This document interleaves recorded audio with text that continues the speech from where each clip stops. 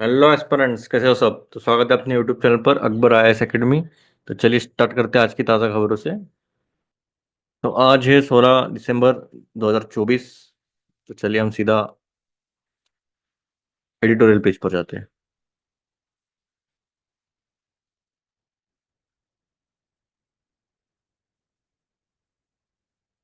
तो wage challenge solving it requires shifting policy from a bird's eye view to a worm's eye view of the daily life of employers. चलो wage challenge देखना पड़ेगा हमें। We are Indians firstly and lastly. B R Ambedkar.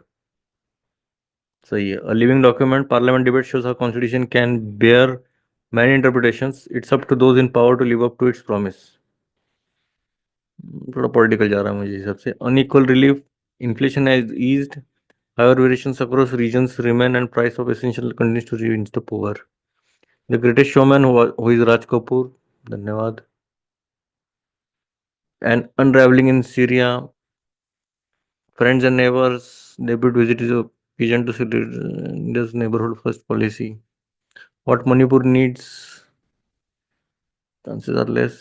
Does POSH act, POSH act क्या है? Prevention of sexual harassment है क्या? Okay. Apply to political parties, here's what to know. ठीक है, देख सकते हैं हम। Role of Santa Ana winds climate change in driving Malibu wildfires. चलिए देखते ही है।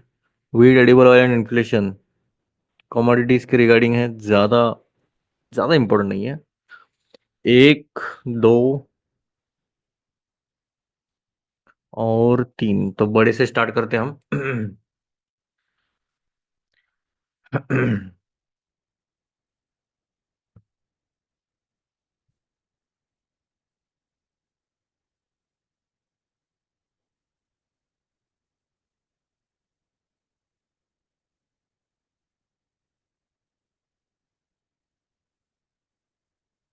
So, the most interesting parts of Reversing the Gaze, a remarkable 44-year diary of Amar Singh, are his honest reflections on the ironies of an Indian serving in the British Army.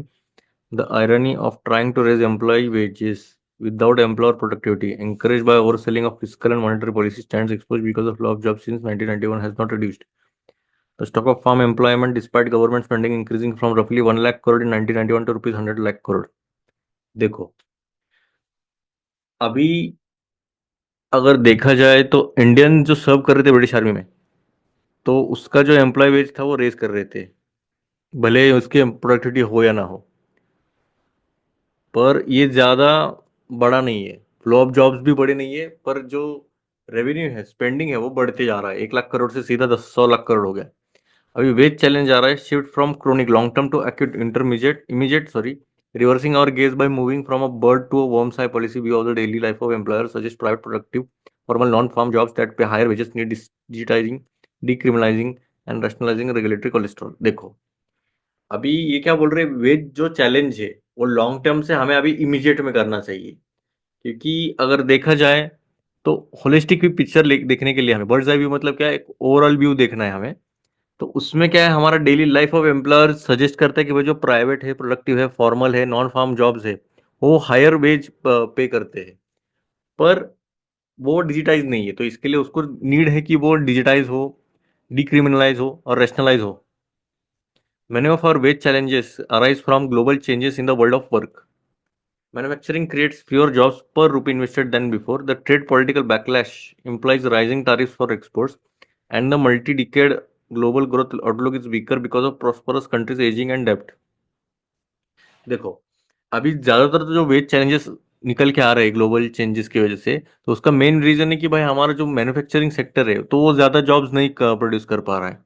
तो पर जितना भी 1 रुपये invest कर रहे तो उसमें इतना खासा अच्छा खासा रिटर्न्स भी नहीं आ रहे। और पॉलिटिकल भी प्रॉब्लम आ रहा है कि जो पहले तारीफ लगते थे एक्सपोर्ट्स पे, फिर ग्लोबल ग्रोथ का आउटलुक भी वीकर होने लग गया है। और प्रॉस्परस जो कंट्रीज है वो भी अभी बूढ़े होने लग गए हैं, और उनका डेब्ट भी बहुत ज़्यादा है। तो modern states must redistribute, especially if companies generate higher profits, but rich country governments face a backlash because of the illiberality of unelected power in university। अच्छा ठीक है, ये अलग किधर लिखे जा रहे, किधर इंडिया के किधर बात करो यार। चलो हम कंक्लूजन पढ़ते हैं सीधा। Our regulatory cholesterol vilifies, disturbs, and discourages entrepreneurs. Change will create better teamwork, enable policy risk taking. Jobs will enable labor law reform, handling agriculture practicing. Subsidies to state government catalyze long-term thinking. Wages raise wages through spontaneous combustion of alignment to ideas and execution. Greek historian Thucydides believed any army with too much gap between its thinkers and doers will have its fighting done by fools and its thinking done by cowards. सही है. India's low wages देखो, इनका ये बोलना है कि हमारा जो एनवायरनमेंट है वो एंटरप्रेन्योर्स को डिस्करेज करने वाला है, तो थोड़ा सा चेंज लाने की जरूरत है, बेटर टीमवर्क की जरूरत है, पॉलिसी रिस्क टेकिंग लेना चाहिए, लेबर लॉ रिफॉर्म करने चाहिए, एग्रीकल्चर प्राइसिंग सब्सिडीज को थोड़ा सा हैंडल करना चाहिए, कैटलाइज करना चाहिए लॉन्ग टर्म थिंकिंग के लिए, वेजेस को रेज करना चाहिए.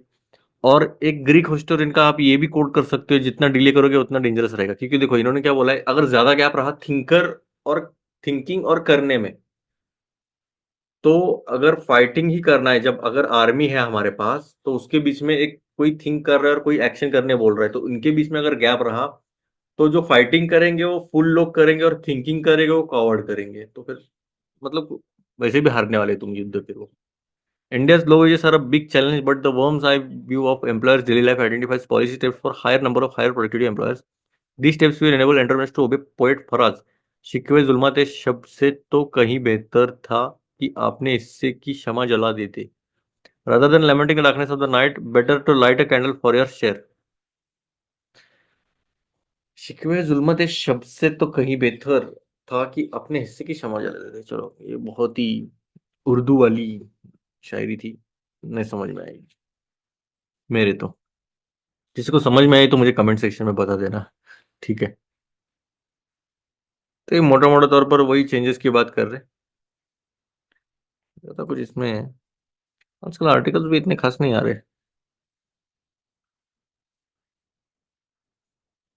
एक्सप्लेन वाला पेज देखते हैं. अभी ये सेक्सुअल हरेसमेंट का एक्ट पॉलिटिकल पार्टीज को अप्लाई होगा या नहीं, वो क्वेश्चन है. The supreme court last week heard PIL stating that sexual harassment of women at workplace those should apply to political parties. The court directed to the petitioner advocate Yogamaya to first approach the Election Commission of India as they were the competent authority to prevail upon the recognized political parties for creation of an in-house mechanism to deal with the complaints of sexual harassment in a way consistent with the provisions of the POSH Act. अभी देखो, petition किए इन्होंने, तो court ने क्या कहा कि भाई पहले अप्रोच करो आप इलेक्शन कमीशन ऑफ इंडिया के अथॉरिटी को, क्योंकि वही कंपिटेंट अथॉरिटी है, वही एलिजिबल अथॉरिटी है. वो क्या करेंगे कि वो बनाएंगे कि भाई जो रिकॉग्नाइज पॉलिटिकल पार्टीज है, तो उन्होंने एक इन हाउस मैकेनिज्म होना चाहिए, ताकि जो भी कंप्लेंट्स है सेक्सुअल हरासमेंट के वो ले सके, और जो भी प्रोविजन है पॉश एक्ट के वो ले सके. इसमें POSH act requires both public and private work places to set up an internal complaints committee to hear complaints of sexual harassment. अभी जो पॉश एक्ट है उसमें रिक्वायर है कि देखो, पहली बात तो ये दोनों को अप्लीकेबल होता है, पब्लिक और प्राइवेट वर्क प्लेसेस के अंदर. तो उन्होंने बोला कि इंटरनल कंप्लेंट्स कमेटी होनी चाहिए, ताकि वो जो कंप्लेंट्स है वो सुन सके. The plea in the question claims that when it comes to political parties the presence of internal complaints committee to address sexual is inconsistent. अभी वही प्रॉब्लम आता है कि जो अभी अगर किसी को सुनना भी रहेगा तो वो इनकंसिस्टेंट है, मतलब इतना एफिशिएंट नहीं है वो. This case has sparked a conversation on how POSH Act applies, if at all, to organizations like political which often lack a traditional workplace structure. अच्छा ठीक है, अभी पॉश एक्ट कहाँ कहाँ अप्लाई हो सकता है वो देखते हैं हम. Section 3 sub clause 1 of the POSH act states that no women shall be subjected to sexual harassment at any work place. पहला ही बोल दिया है कि भाई कौन सा भी वर्क प्लेस हो तो उधर सेक्सुअल हरेसमेंट नहीं होना चाहिए. This immediately tells us how the POSH Act will apply at the workplace and only when the agreed party is a woman.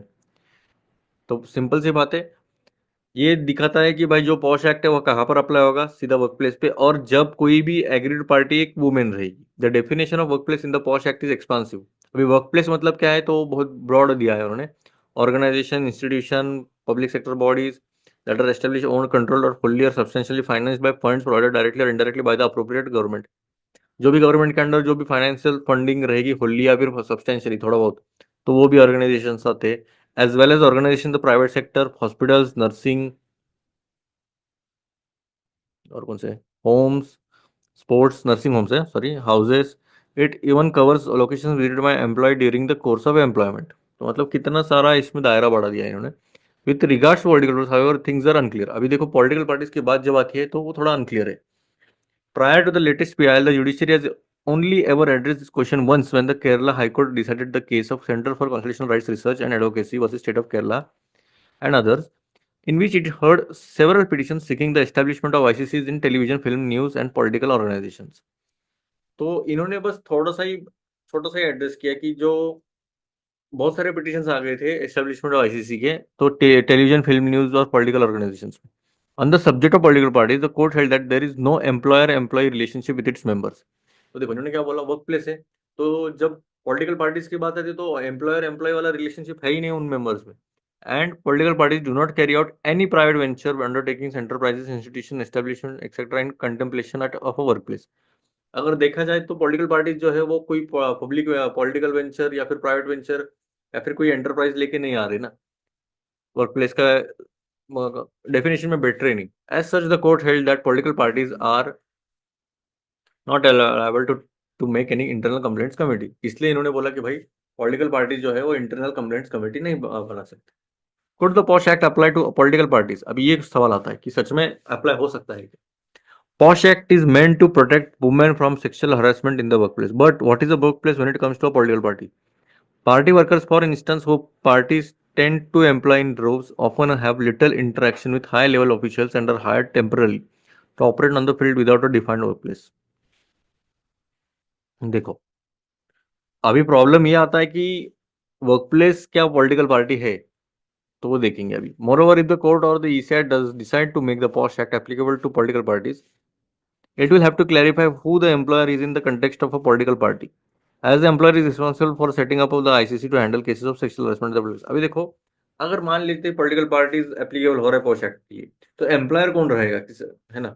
इस कंटेक्स्ट में पॉलिटिकल पार्टी अगर ले रहे हैं तो एम्प्लॉयर कौन रहेगा, वही problem. In theory however the POSH act could still apply to political party. The term workplace under the POSH Act includes locations visited by an employee during the course of employment। देखो इधर ये भी दिया था कि भाई जो भी एम्प्लॉयर कोर्स ऑफ एम्प्लॉयमेंट में जहां पर भी जाता है वर्क प्लेस में, तो वो भी एक वर्क प्लेस दर्शाया जाएगा।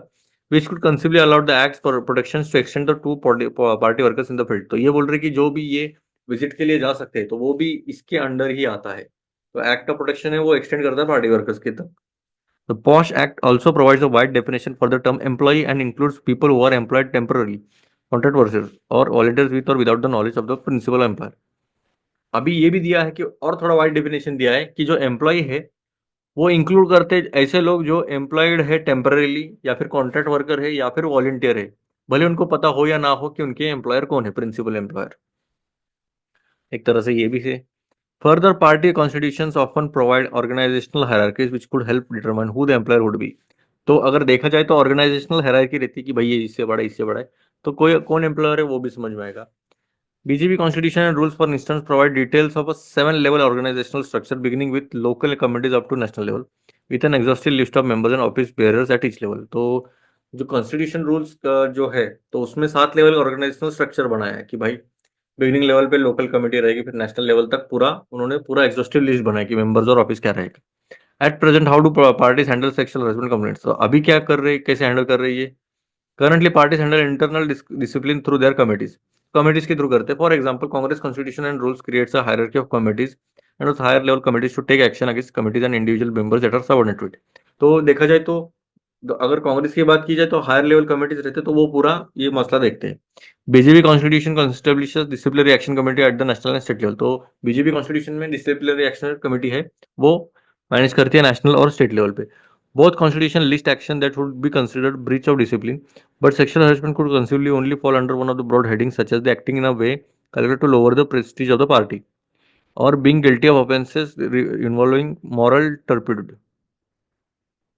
There is also no requirement for these committees to have women or external members as would be required of an ICC under। ठीक है, देख सकते हैं वैसे, पर क्वेश्चन काफी पेचीदा होने वाला है क्योंकि पॉलिटिकल पार्टीज आते हैं या नहीं, तो वो एक अलग मसला है। ठीक है, अभी हम देखते हैं रोल ऑफ संताना विंड्स। संता आना है क्या, संताना है, पता नहीं क्या है, कोई भी विंड्स हो। वाइल्ड फायर्स, मलीबू, मलीबू कहाँ पर आता है मुझे बताना। Fire crews continues to battle wildfire in the weather coastal Malibu California, कहाँ पर है, यूएसए में. Is began on December 9, so called Franklin fires has shared more than 4,000 acres and affected about 22,000 लोग. Oh, a number of days to put out the blaze. Although the exact cause of the fire is yet to be determined, experts suggest that the Franklin fire has been destructive because of two reasons: the Santa Ana winds and climate change. अभी Santa Ana winds क्या पर है? क्या है ये winds? इसके वजह से तो सीधा 4,000 एकड़ खत्म खाक हो गया और 22,000 लोगों को डैमेज हो गया almost. Winds blow from high pressure belts over the Great Basin, the area between Rocky Mountain and Sierra Nevada. ये माउंटेन रेंज है, वहां से ये विंड्स ब्लो होती है. And the pressure is low over California west. ये high pressure है, ये low pressure, high pressure to low pressure है, तो इसलिए लो हाइट में कम है, तो इसलिए ये जो प्रेशर से विंड्स आती है यहाँ पर. The difference in pressure triggers the moment of powerful winds from the basin inland desert. जैसे मैंने बताया, पावरफुल विंड्स आएंगे साउथ सदर्न कैलिफोर्निया पर. As the wind comes down the mountain it compresses and heats up. तो जैसे नीचे आती है वो गर्म होने लगती है, तो गर्म होगी, खत्म फिर. The events humidity also drop sometimes to less than 20% और even the extremely low moisture turns vegetation dry. अभी देखो नीचे मॉइस्चर बहुत कम हो गया, ये विंड गर्म होते होते आ रही है, और क्या चाहिए फिर. The breezes help fuel the flames, सीधा आग लगाएगी. Santa Ana winds usually occur from October to January. अभी स्टार्ट हो गया लगता. Winter weather patterns allow high pressure to build near the surface of Great Basin which then interacts with low pressure air over the Pacific. ठीक है, what is the role of climate change. Climate change का क्या role है, obvious सी बात है. Santana driven wildfires are a natural part of California's landscape. However, experts say the wildfire season in California has lengthened in the recent years. For instance, ठीक है, मोटा मोटा तौर पर क्यों हुआ एक आइडिया लग गया.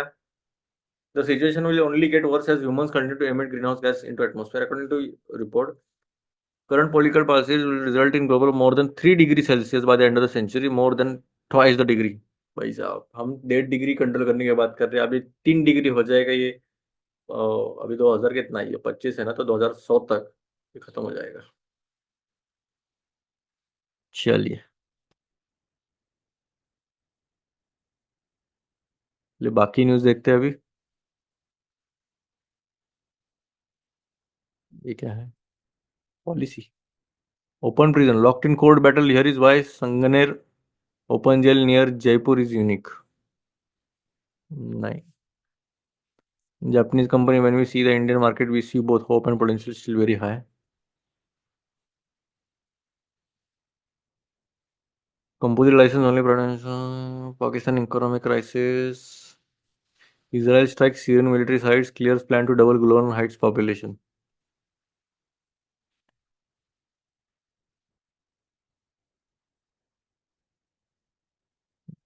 अभी ऊपर के लाइंस देखते हैं हम,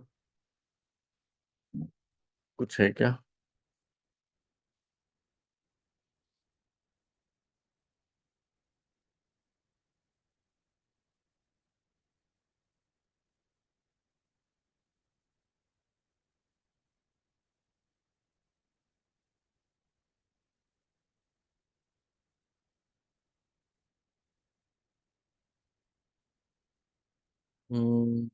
केरला फिटनेस इनिशिएटिव.